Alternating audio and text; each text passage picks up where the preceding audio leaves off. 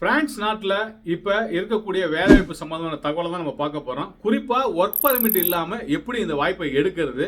இந்த வாய்ப்புக்கு மினிமம் 3 மாதம் இருந்தாவே போதும். நீங்கள் வந்து வேலை போய் செஞ்சுட்டு வரலாம். மேக்ஸிமம் 4 வருஷம் செஞ்சுட்டு வரலாம். அது எப்படி பண்ண முடியும்? போகும்போதே ஃபேமிலி எப்படி கூப்பிட்டு போகிறது? 4 வருஷம் விசா கிடைச்சது அப்படின்னா நீங்கள் அப்ளை பண்ணும்போது பிஆருக்கு எப்படி அப்ளை பண்ணுறது? அது மட்டும் இல்லாமல் இந்த பிரான்ஸில் இப்போ ரீசெண்டாக வந்து ஃபவுண்டர் விசா, இன்வெஸ்டர் விசா கொடுக்குறாங்களே, இது எப்படி நம்ம வந்து எடுக்கிறது அப்படின்றது எல்லாமே வந்து இந்த பதிவில் பார்த்துடலாம். அது மட்டும் இல்லாமல் வெப்சைட்லேயே நீங்கள் வந்து தெளிவாக வந்து நீங்கள் வந்து பார்த்துடலாம். பிரான்ஸில் இப்போ வந்து இருக்கக்கூடிய மாற்றங்கள் அப்படின்னா என்ன அப்படின்னா, அதாவது வந்து நம்ம முன்னாடியே சொன்ன யூரோப்பியன் கண்ட்ரிஸை பொறுத்தவரையிலும் டெவலப் பண்ண வேண்டிய நெருக்கடிகள் ஒவ்வொரு நாட்டுக்குமே இருக்கு. ஸோ அதனால வந்து போட்டி போட்டுக்கிட்டு ஏதாவது ஒரு வகையில் வந்து டெவலப் பண்ண வேண்டிய ஒரு நிர்பந்தம் அவங்களுக்கு இருந்துகிட்டே இருக்கனால ஏதாவது ஒரு விஷயத்தை வந்து கொண்டு வந்துகிட்டே இருக்காங்க. இப்போ ரீசெண்டாக ஜெர்மனில் கூட வந்து பார்த்தீங்கன்னா ஒரு 9000 விசா வந்து நமக்கு வந்து கொடுக்கறதா வந்து அவங்க வந்து சொல்லியிருக்காங்க. ஸோ இந்த மாதிரி ஒவ்வொரு கண்ட்ரிலையும் வந்து பார்த்தீங்கன்னா டார்கெட் பண்ணுறது நான் EU சிட்டிசன் தான். அதாவது வந்து யூரோப்பியன் கண்ட்ரிஸில் இல்லாதவங்கள வெளியிலிருந்து எடுக்கிறது தான் வந்து அவங்களோட மெயின் தீமை. ஸோ அதில் வந்து அதிகமாக பார்ட்டிசிபேட் பண்ணக்கூடிய நபர்கள் வந்து பார்த்தீங்கன்னா இந்தியா, அதில் குறிப்பிட்டு சொல்லணும். அதில் எந்த மாற்றமும் வந்து கிடையாது. இந்த வாய்ப்பை நீங்கள் எடுக்கலாம் அப்படின்னா ஒர்க் பர்மிட் இல்லாமல் எடுத்துக்கலாம். அதாவது எம்ப்ளாயிஸ் நீங்கள் வந்து வேலை தேடுறவங்களுக்கு இந்த வாய்ப்பை பயன்படுத்திக்கலாம். நான் வந்து ஒரு கம்பெனி வந்து ஸ்டார்ட் பண்ணுறேன் அப்படின்றவங்களும் இந்த இடத்த பயன்படுத்திக்கலாம். நான் இன்வெஸ்ட் பண்ணுறேன் அப்படின்னு சொல்கிறவங்களும் பயன்படுத்திக்கலாம். இந்த 3 கேட்டகரியுமே நீங்கள் வந்து பயன்படுத்திக்கலாம். அதாவது இந்த வாய்ப்புக்கு குறிப்பாக நீங்கள் வந்து இங்கிலீஷ் தெரிஞ்சிருக்கணும் அப்படின்றது அவசியம் தான். அதில் எந்த மாற்றமும் கிடையாது. பட் எந்தெந்த செக்டாரில் இது வந்து டார்கெட் பண்ணுது, இந்த டேலண்ட் பாஸ்போர்ட் விசா அப்படின்றத வந்து எப்படி நம்ம எடுத்துக்கலாம் அப்படின்றது, எலிஜிபிலிட்டி எப்படி இருக்குதுன்றதை தெரிஞ்சுக்கலாம்ன்றது எல்லாமே வெப்சைட்டில் 1 by 1 நான் சொல்லிடுறேன். குறிப்பாக நீங்கள் தெரிஞ்சுக்க வேண்டியது 3 மாதம் இருந்தாவே நீங்கள் வேலை செய்யலாம். ஸோ மேக்ஸிமம் 4 வருஷம் ஃபேமிலியை கூப்பிட்டு போகலாம். ஸோ இதுக்கான வாய்ப்புகள் எல்லாமே இருக்குது. ஸோ இந்த வீடியோவில் டீட்டெயில்டாக அந்த விஷயத்தை வந்து பார்த்தலாம். அதுக்கு முன்னாடி ஒரு சின்ன ஒரு அப்டேட்டு. தயவு செஞ்சு என்கிட்ட வந்து CV வேணும், கவர் லெட்டர் வேணும்னு சொல்லி இனிமேல் நீங்கள் யாரும் கேட்க வேண்டாம். ஏன்னா என்னால் வந்து பண்ண முடியல. ஸோ அதுதான் உண்மை. ஏன்னா டைம் இல்லை. அந்த அளவுக்கு என்கிட்ட வந்து நிற்கிறாங்களான்னு கேட்டால் அப்படி கிடையாது. டைம் கொடுக்க முடியல. என்னன்னா இப்போ நாங்கள் வந்து ப்ரொஃபைல் ஸ்டடி அப்படின்ற ஒரு விஷயத்தை வந்து ஃபோக்கஸ் பண்ணி நாங்கள் ஒர்க் பண்ணிட்டு இருக்கோம். நான் அது சம்மந்தமாக ஒரு வீடியோ கூட நான் பதிவு பண்ணியிருக்கேன். நான் அதாவது ஒரு கேண்டிடேட்டை இன்டர்வியூ வரலும் கூட்டு போகிறது தான் எங்களோட டார்கெட்டு. ஸோ அதுக்கான வேலையை தான் நாங்கள் செஞ்சுட்டு இருக்கோம். இது என்னன்னா நான் வந்து ஒவ்வொரு பதிலும் சொல்கிறது தான், என்கிட்ட வேணும்னு கேட்டால் கொஞ்சம் டைம் கொடுங்கன்னு சொல்கிறேன். நீங்கள் பணம் கட்டுறவர்களும் பொறுமையாக இருக்கீங்க. பணம் கட்டிட்டீங்கன்னா 1 வாரம் ஆயிடுச்சுன்னா அதுக்கப்புறம் நீங்கள் வந்து என்னாச்சுன்னு கேட்டு அதுவே ஒரு ரெஸ்பான்ஸ் கொடுக்க வேண்டியதாக எங்களுக்கு ஒரு வேலையாகவே இருக்குது. அதனால் தயவு செஞ்சு கோச்சிக்காதீங்க.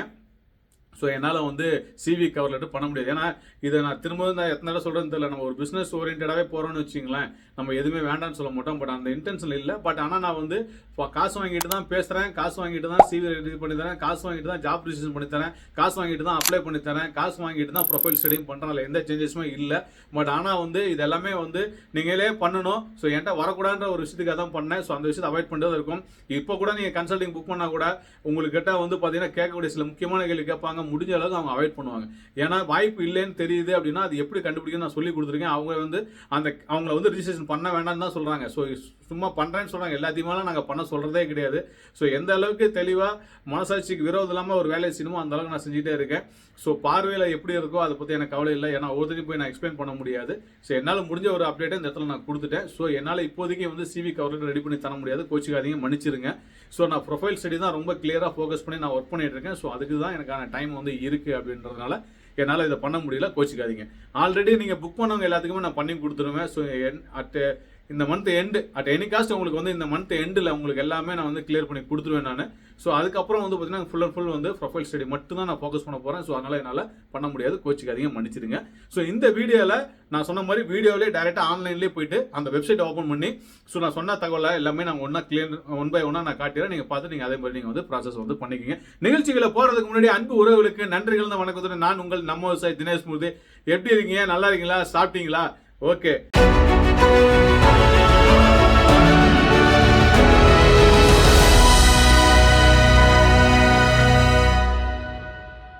ஸோ நல்ல ஒரு சீசன். இங்கேயும் பயங்கர குளிர் ஸ்டார்ட் ஆயிடுச்சு. இப்போ நான் பேசிகிட்டு இருக்கேன், 4 டிகிரியில் இருக்குது.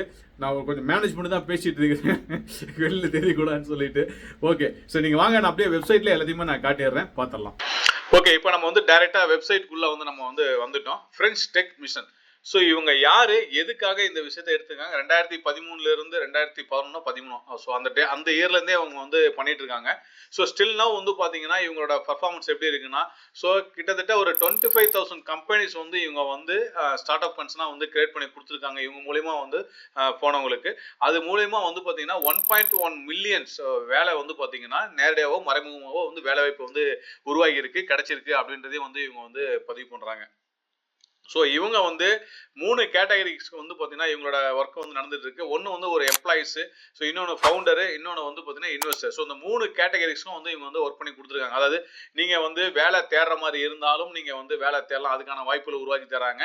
இல்லை நான் வந்து ஒரு கன்சர்ன் அங்கே போய் ஸ்டார்ட் பண்ணணும், ஸோ எனக்கு வந்து இந்த மாதிரி ஒரு ஐடியா இருக்குது, என்கிட்ட இந்த மாதிரி ஒரு கான்செப்ட் இருக்குது, இந்த கான்செப்ட்டுக்கு வந்து நான் வந்து ஃப்ரான்ஸில் வந்து நான் வந்து ஸ்டார்ட் பண்ணனா என்னால் சர்வே பண்ண முடியும் அப்படின்றத நீங்கள் கொடுத்தீங்கன்னா அவங்க வந்து அதுக்கான பாசிபிலிட்டிஸ் என்ன இருக்குது அப்படின்றதையும் உங்களுக்கு வந்து சொல்றாங்க. அதுக்கான ஹெல்ப்பும் உங்களுக்கு வந்து பண்றாங்க நீங்க லான்ச் பண்றதுக்கு.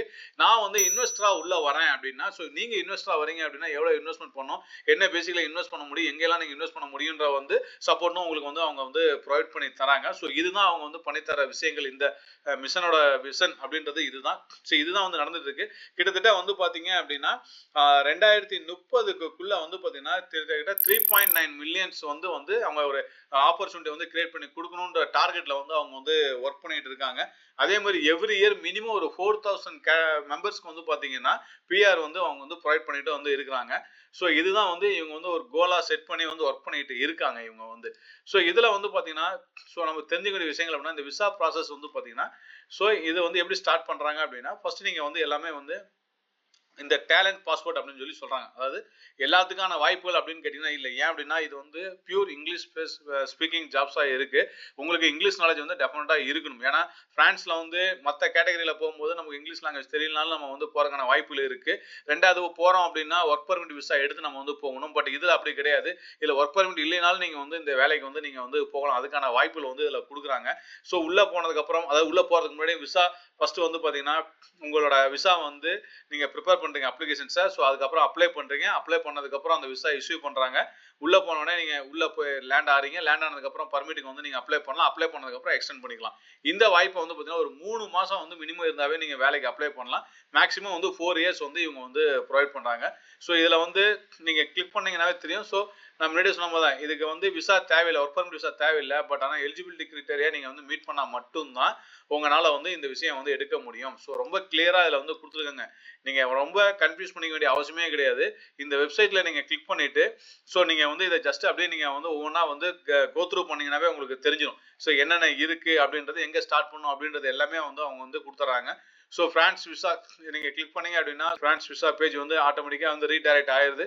ஸோ இந்த ரீடைரக்ட் ஆகிற பேஜ்ல வந்து பாத்தீங்கன்னா நீங்க வந்து அப்ளை பண்றதுக்கான பாசிபிலிட்டி வந்து நீங்க என்ன விசா டைப் பண்றீங்க அப்படின்றத நீங்க வந்து இந்த ப்ராசஸ் வந்து இங்க வந்து கிளிக் பண்ணி நீங்க வந்து பண்ணிக்க வேண்டியதுதான்.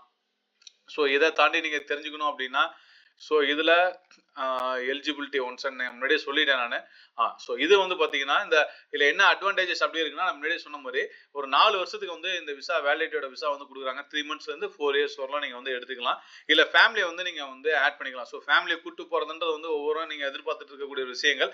ஸோ அது மாதிரி இருக்கக்கூடிய நபர்களுக்கு இந்த வாய்ப்பு வந்து ஒரு மிகப்பெரிய வாய்ப்பு தான். அதே மாதிரி கல்ச்சர் லைஃப் சேஞ்சஸ்ன்றது வந்து பாத்தீங்கன்னா பெரிய மாற்றம் தான். ஸோ பிரான்ஸ் அதே மாதிரி யூரோப்பியன் கண்ட்ரிஸ்லாம் உள்ள வந்தீங்க அப்படின்னா டெஃபினட்டா ஃபேமிலியோட இருக்கும்போது ஸோ எல்லா வசதியும் உங்களுக்கு கிடைக்கும் போது உங்களுக்கு நல்லாவே ஃபீல் பண்ணுவீங்க மற்ற இடத்துல ஒர்க் பண்றதுக்கும் இந்த மாதிரி கண்ட்ரில ஒர்க் பண்றதுக்கும். ஸோ நம்ம முன்னாடியே சொன்ன மாதிரி ஒர்க் பர்மிட் வந்து தேவையில்லை. பட் ஆனா நீங்க எலிஜிபிலிட்டியா இருக்கணும்.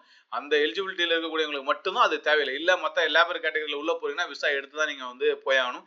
ரெனியூவல் பண்ணிக்கலாம். நீங்க விசா வந்து அங்க வந்து ரெனியூவல் பண்ணிக்கலாம். ஸோ அதுக்கான பாசிபிலிட்டிஸ் வந்து இருக்கு இதுல வந்து. ஸோ இந்த வெப்சைட்ல நீங்க பொறுமையா போனீங்க அப்படின்னா எல்லாமே வந்து நீங்க வந்து தெரிஞ்சுக்க முடியும். அதே மாதிரி இந்த விசா கேட்டகரியில வந்து பாத்தீங்க அப்படின்னா ஸோ நான் முன்னாடி சொன்ன பார்த்தீங்களா ஸோ ஒரு 25,000 ஸ்டார்ட் அப் பண்ணியிருக்காங்க. 1.1 வந்து கொடுத்துருக்காங்க. ஸோ இதில் வந்தீங்கன்னா டிஜிட்டல் அப்படின்றத கிளிக் பண்ணீங்க அப்படின்னா ஸோ டிஜிட்டல் ரிலேட்டடாக இருக்கக்கூடிய ஆப்பர்ச்சுனிட்டிஸ் என்னன்றது உங்களுக்கு தெரிஞ்சிடும். அதே மாதிரி ஹெல்த் டெக்ல நீங்கள் கிளிக் பண்ணீங்க அப்படின்னா ஸோ இது ரிலேட்டடாக இருக்கக்கூடிய ஆஃபர், கிரீன் டெக் அப்படின்னா இது ரிலேட்டடாக இருக்கக்கூடிய ஆஃபர் என்னென்ன இருக்கு, இண்டஸ்ட்ரி ரிலேட்டடாக என்னென்ன ஆஃபர் இருக்குன்றது இங்கே கிளிக் பண்ணி பாருங்க. அக்ரி டெக் இருக்கக்கூடிய ரிலேட்டடாக இருக்கக்கூடிய ஆஃபர்ஸ் வந்து நீங்கள் இதில் வந்து கிளிக் பண்ணி பார்க்கலாம் நீங்கள். ஸோ இதை தாண்டி வந்து பார்த்தீங்கன்னா ஸோ என்னென்ன செக்டரில் இருக்கு ஜாப் ஆஃபர் அப்படின்றது காமனாக நீங்கள் எடுத்துட்டீங்க பார்த்தீங்க அப்படின்னா அட் ப்ரெசென்ட் வந்து பார்த்தீங்கன்னா கிட்டத்தட்ட வந்து 1441 கேசஸ் வந்து அதாவது ஆப்பர்ச்சுனிட்டி வந்து அவங்க வந்து ப்ரொவைட் பண்றாங்க டிஃப்ரெண்ட் ஆஃப் செக்மெண்ட்ல வந்து. அந்த செக்மெண்ட் எது நீங்க தெரிஞ்சுக்கணும் அப்படின்னா லைக் இப்போ நான் ஹெல்த் அப்படின்றத கிளிக் பண்றேன் அப்படின்னா ஹெல்த் ரிலேட்டடா வந்து என்னென்ன ஆப்பர்ச்சுனிட்டி ப்ரொவைட் பண்றோம் அப்படின்ற லிஸ்ட் வந்து கீழே கொடுத்துறாங்க. ஸோ இதை எல்லாமே நீங்க வந்து ஒன் பை ஒன்னா நீங்க வந்து கிளிக் பண்ணி பார்க்க வேண்டியதான். ஸோ எங்க எலிஜிபிலிட்டி இருக்கு இல்ல அப்படின்றத எல்லாமே நீங்க பார்த்து இந்த ப்ராசஸ் வந்து நீங்க வந்து கம்ப்ளீட் பண்ணிக்க வேண்டியதுதான். ஸோ இந்த வாய்ப்பை வந்து பயன்படுத்திக்கிங்க. ஸோ இது மாதிரி வந்து டைரக்டா அதாவது வந்து எந்த சப்போர்ட்டும் இல்லாம டைரக்டா ஒரு வெப்சைட்லயே போயிட்டு கவர்மெண்ட் ரிலேட்டடா இருக்கக்கூடிய வெப்சைட்ல நம்ம யாரோட சப்போர்ட்டும் இல்லாம நம்ம வந்து டைரக்டா அப்ளை பண்ணி ப்ராசஸ் பண்ணுறதுக்கான பாசிபிலிட்டிஸ் இருக்கும்போது அதுக்கு ப்ரியாரிட்டி கொடுத்து நீங்க வந்து பண்ண ஆரம்பிச்சிருங்க. ஸோ எதுவுமே வந்து எந்த இடத்துல உங்களுக்கு தெரியல விட்டுறாதீங்க. ஸோ ஒன் பை ஒன்னா நீங்க பொறுமையா பாருங்க. ஏன்னா ஒரு ப்ராசஸ் பண்றீங்க அப்படின்னா பார்த்த உடனே இப்போ இந்த வீடியோ பார்த்த உடனே அப்படியே போய் ஓப்பன் பண்ணினா அப்படியே பண்ணிடலாம்னு நினைச்சீங்கன்னா பண்ண முடியாது. உங்களுக்கு ஒரு குழப்பம் இருக்க தான் செய்யும். அது மறுக்கிறது கிடையாது. பட் ஆனா எல்லாத்துக்கும் வந்து பாத்தீங்கன்னா ஒரு சொல்யூஷன் இருக்கும். நீங்க பொறுமையா நிதானமா வந்து பாத்தீங்கன்னா ஃபர்ஸ்ட் வெப்சைட்ல ஸ்டார்ட் பண்ணதுல இருந்து ஒன் பை ஒன்னா நீங்க வந்து என்ன சொல்லியிருக்காங்க அப்படின்ற விஷயங்களை நீங்க படிக்க ஆரம்பிச்சீங்க அப்படின்னா உங்களுக்கு எல்லாமே புரிய ஆரம்பிச்சிடும். ஸோ அதுக்கப்புறம் நீங்க வந்து இந்த ப்ராசஸ் ஸ்டார்ட் பண்றதுக்கு முன்னாடி அவன் எலிஜிபிலிட்டி என்ன சொல்லியிருக்கான் அப்படின்றத கிறிஸ்டல் கிளியரா தெரிஞ்சுக்கிங்க. அந்த எலிஜிபிலிட்டி இல்லாம நீங்க அப்ளை பண்ணீங்கன்னா ரிஜெக்ஷன் தான் ஆகும். ஸோ எலிஜிபிலிட்டி இருக்கா இல்லையான்றத கிளியரா நீங்க தெரிஞ்சுக்கிட்டு அதுக்கப்புறம் நீங்க வந்து அப்ளை பண்ணுங்க. என்ன கேட்டகரியில அப்ளை பண்றதுலயும் தெளிவா அப்ளை பண்ணுங்க. நிறைய ஆப்பர்ச்சுனிட்டி கேட்டகரிஸ் வந்து ப்ரொவைட் பண்ணிருக்காங்க. ஸோ மிஸ்மேட்ச் பண்ணி எதுலையும் போய் அப்ளை பண்ணிடாதீங்க அப்படின்றத நான் சொல்லிக்கிறேன் நான். ஸோ இந்த வாய்ப்பை வந்து மிஸ் பண்ணாம பயன்படுத்திக்கிங்க. ஸோ இந்த வாய்ப்பை வந்து உங்களுக்கு இல்லை இது வேற யாருக்காவது யூஸ்ஃபுல்லா இருக்கும்னு நினைச்சீங்கன்னா அவங்களுக்கு இதை ஃபார்வர்ட் பண்ணுங்க. அவங்க இந்த வாய்ப்பை வந்து பயன்படுத்திக்கிட்டோம். ஸோ வரக்கூடிய நாட்கள்ல இதே மாதிரி பல வேலைவாய்ப்பு சம்பந்தமான தகவலுடன் நான் உங்களை சந்திக்க வர இந்த நிகழ்ச்சி இந்த விடைபெறுவது நான் உங்கள் நம்ம விவசாயி தினேஷ் மூர்த்தி. நன்றி, வணக்கம்.